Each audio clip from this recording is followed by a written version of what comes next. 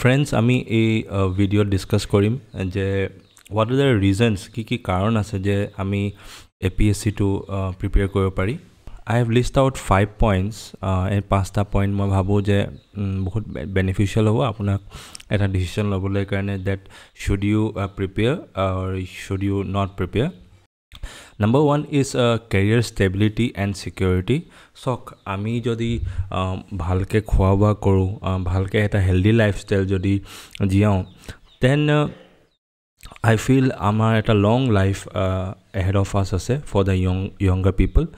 And এই যোনটো দীঘলীয়া যোনটো জীৱন আছে এইটো এটা ছাষ্টেইন কৰিব লাগিব। এণ্ড আমাৰ ছ'চাইটি যেনেকুৱা আছে তাত মানে এটা আমাক আৰ্নিং এটা লাগে, ফেমিলিৰ কাৰণে আৰ্নিং লাগে, এণ্ড বহুতখিনি লাইফটো জীয়াবলৈ কাৰণে বহুতখিনি আমাক যা যোগাৰ লাগে। চ' এই APSC থ্ৰু যোনটো মানে পৰীক্ষা পাতে various types of exams, and সেইটো থ্ৰু দি মানে এটা জব ছিকিউৰিটি পোৱা যায় in the form of government job.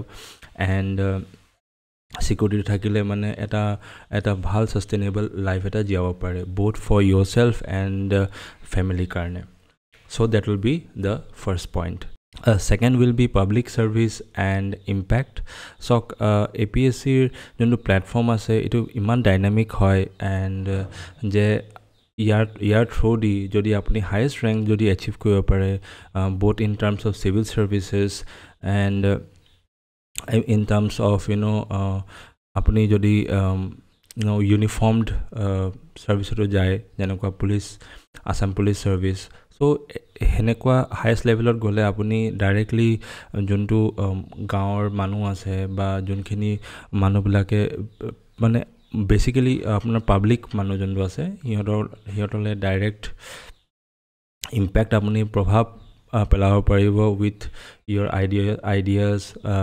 যোনটো আপোনাৰ ছিনিয়ৰ্ছ থাকে সিহঁতৰ লগত কলেবৰেশ্যন কৰি গভৰ্ণমেণ্টৰ যিমানখিনি ৰুলছ আছে সেইটো ডাইৰেক্টলি ইম্পেক্ট কৰিব পৰা যায় এই through various type of policies যোনখিনি বনা যায় সেইখিনিত আপুনি এইটো বস্তুটো কৰিব পাৰে।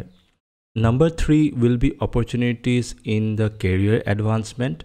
So as a career in the government job, আপুনি যদি ডেডিকেশ্যন লেভেলি আৰু ভালকৈ কাম কৰিলে within a certain period of time আপোনাৰ ৰেংকো বাঢ়ে, আৰু যেতিয়া ৰেংক বাঢ়ে চেলাৰিও বাঢ়ে।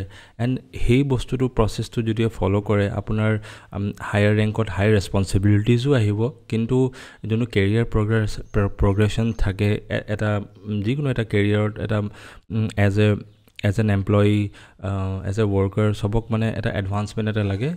এই প্লেটফৰ্মত through APSC through government job আপুনি সেই এডভান্সমেণ্টটো আপোনাৰ কেৰিয়াৰত ডেফিনেটলি পোৱাৰ স্ক'প আছে।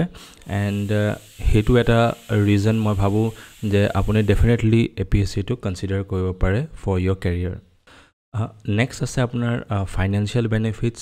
In regards to financial benefits মই এইটো ডেফিনেটলি মেনশ্যন কৰিব লাগিব যে ইয়াৰ যোনখিনি চেলাৰিজ আছে সেইটো এটা সংসাৰ চলাবলৈ কাৰণে নিজৰ ড্ৰিমছবিলাক ফুলফিল কৰিবলৈ কাৰণে যিমানখিনি গ'লছ আছে সেইখিনি কৰিবলৈ কাৰণে ছাফিচিয়েণ্টলি এটা ভাল চেলাৰি দিয়ে।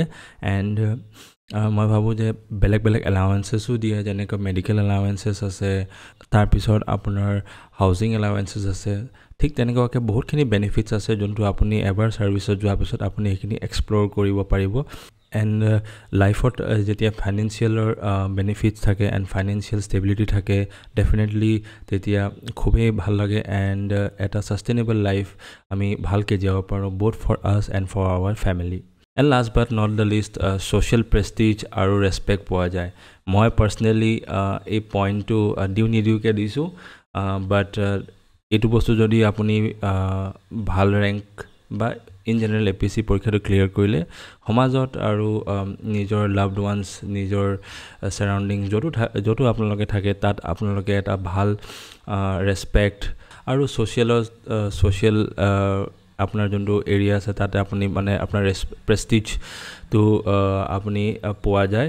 বাট somewhere down the line মই এইটো বস্তু লৈ ইমান গুৰুত্ব নিদিওঁ বিকজ মই ভাবোঁ যে যদি ৰেচপেক্ট আমি যদি কাৰোবাৰ পৰা যদি ডিমাণ্ড কৰোঁ বা পাম বুলি আশা ৰাখোঁ তেনেহ'লে সেইটো বস্তুটো আমাৰ যোনটো অহংকাৰ আছে অহংকাৰ মিনিং ইগ' সেইটোতে মানে আপোনাৰ ইনফ্লুৱেঞ্চ কৰি কিনে সেইটো আৰু ডাঙৰ কৰি দিয়ে আৰু জনা নজনাকৈ মানে আমি আৰু অহংকাৰী হৈ যাওঁ চ' ইভেন দ' এই বস্তুটো আছে এইটো আপুনি ভুগিব পাৰে কিন্তু আপুনি যদি এৱেৰ হৈ থাকে যে এইটো বস্তুটো যদিও মই পাইছোঁ ৰেচপেক্ট পাইছোঁ প্ৰেষ্টিজ পাইছোঁ এইটো বস্তুটো মগজৰ ভিতৰত সোমাই যাব নালাগে মানে ইট শুড নট মানে লেট ইউ ফিল লাইক তো আপুনিয়ে চব হয় So, এইখিনি হ'ল 5 reasons why you should prepare for APSC exam and I wish you all the best.